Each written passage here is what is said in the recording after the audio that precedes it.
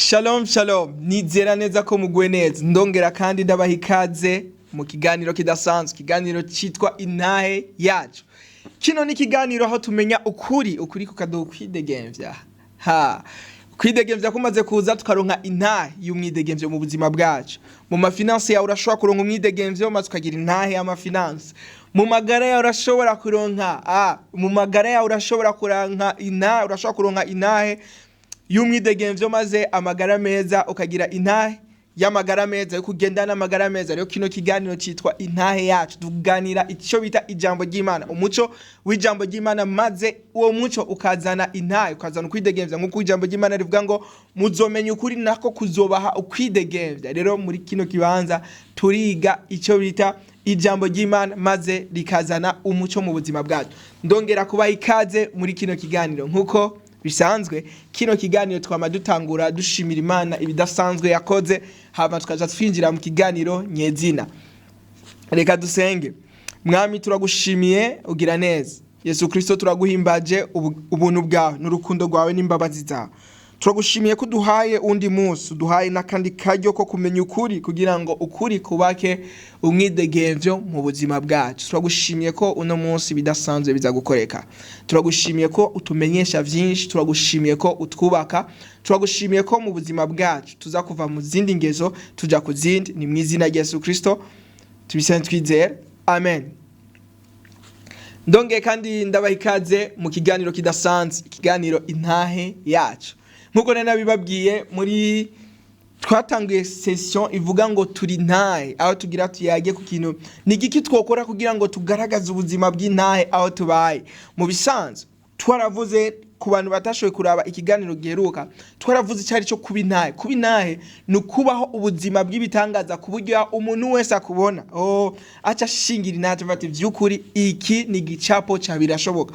Hari abantu bibaza yuko umuntu novuga ati, hari abantu biyumvira yuko hari ibintu kanaka umuntu ashobora kwiyumvira ati ntibishoboka. Hari novuga ati ama business umuntu ashobora kwiyumvira akaba ati ajya ama business ntatera imbere ntibibaho, ariko ni wayijamwe hamugayitangura ukayungukamwo uzoba igicapo ca birashoboka. Hari amashuri bavuga ati irino shuri ugizemwo umeze uko ntushobora kumenya, ariko Imana hari ibicapo vya birashoboka imaze kudushiriraho. Twavuga ati vy'ukuri hari ibintu bidasanzwe. Nk'akarorero je novuga ati hari ibintu Imana yangiriye, nkavuga ati vy'ukuri ahantu vraiment Imana yangiriye kuba intahe. Jewe ku batanzi nitwa Dushime Alain Jospin, navukiye mu Bukirasazi, quartier Bukirasazi. Nimwe mu makartier novuga ati akiriritse cyane yo muri zone Kinama. Zone Kinama nimwe mu zone ya mbere akiriritse mu ntara ya Bujumbura Meri. Novuga ati nari nyuma yabinyuma, niko novuga. Ariko Imana yarangiriye ubuntu ndaronka, biranatangaje. Si novuga ati si kwiyemera, ariko nukuvuga icyo Imana yakoze. Uno munsi sindigera mbona umwana yavukiye mu Bukirasaza arahakurira, yaronse scholarship aja kwiga hanze. Ariko general ironse umuntu yashaka kucavuga ati nuko wize muri école d'excellence. Hamwe zoba zaje kubera ko twavuye muri école d'excellence, si je naye gutangura kuyironka, kuko ugiye kuraba uzugenda ubazi nabo wanyuma muri class, ntabaye wanyuma naherekeza wanyuma. Rero Imana yarangiriye igitangaza cya birashoboka ati uwanyuma burya arashobora kuronka scholarship bikagenda neza. Rero ubwo nibwo buzima, aho ibidashoboka bitangura gucika ibishoboka, hama tukaca twitwa intahe zigendera. Uno musi umuntu yovuga ati hari umuntu yodushingira intahe yuko Imana ishobora gufata uwanyuma ikamwereza scholarship, noca nduza ukuboko kuko narabibonye. Rero ubwo nibwo buzima tugira dutangure kuza turiga. Muri uno mwaka turafise intahe nyinshi. Hari umuntu ashobora kuvuga ati none umwicanyi arashobora gukizwa neza cyane, arashobora gukizwa. Paulo twaramubonye yishe benshi, yari yanagiye no kubahiga, yashigikiye abicanyi bica bavuga ijambo ry'Imana, ko Imana iramuhindukiza imugira umukozi wayo. Nibidasanzwe. Rero Imana irashobora guhindura ubuzima bw'umuntu maze ikamuhindura intahe yigendera, ku buryo aho umuntu reka navuga ati reka dushinga intahe, mbega ibino bintu birashoboka. Tutavuga ati ego birashoboka cyane, turashobora kujya ata amafaranga ufise cyane gose, urashobora gufungura. Eliya yarari ibikona bimuzanira imfunguko. Rero ico ni igicapo cya birashoboka kwiyumvira, none ibikona birashobora kuzana inga. Ivyo nyene vyokunda, ivyo nyene bidakunda nuko bitaba birahura n'ukuri. Hamwe vyohura n'ukuri, ukuri kubitransforma mu ntahe, hama uwo muntu akaja cika intahe yigendera. Yesu ashimwe. hama rero nko kubuheruka twabivuze twabiyaze ko twavuze ati ngo tukira twige bimwe mu bintu byo dufasha kugira ngo ubuno buzima bw'intahe butangure kugaragara.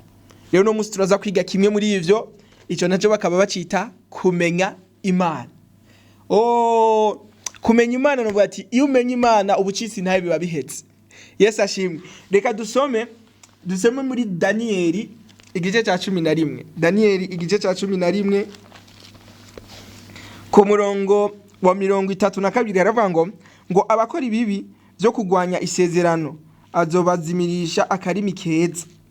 Ngo ariko abantu bazi Imana yabo bazoshikama bakora ibikomeye. Abazi Imana yabo, tukiri muri Sunday school twarakunda kuririmba ku karirimba bavuga ngo abazi Imana yabo ngo bazokomera. Bajeje gukomera ntibazogarukirizaho.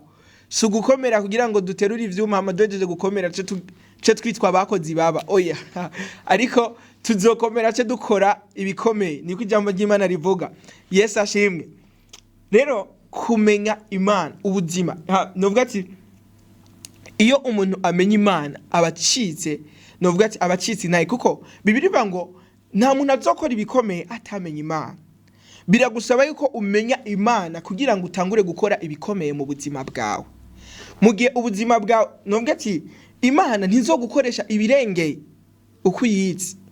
Tukiri abana novuga ati tukiri abana papa agiye ku kazi ndetse ndamubwira ati papa utaniletea mbombo, numva ndetse ndamubwira ati unzanira imbombo kuko nivyo nabona mbonye papa naca ndamubona yuko namubona mw'imbombo. Hari nindi myaka papa utangura gukura ugatangura kumubona mwo minerval, umubonye ucubona nyene asa na minerval, kandi kubera asa na minerval minerval nyene yamihari.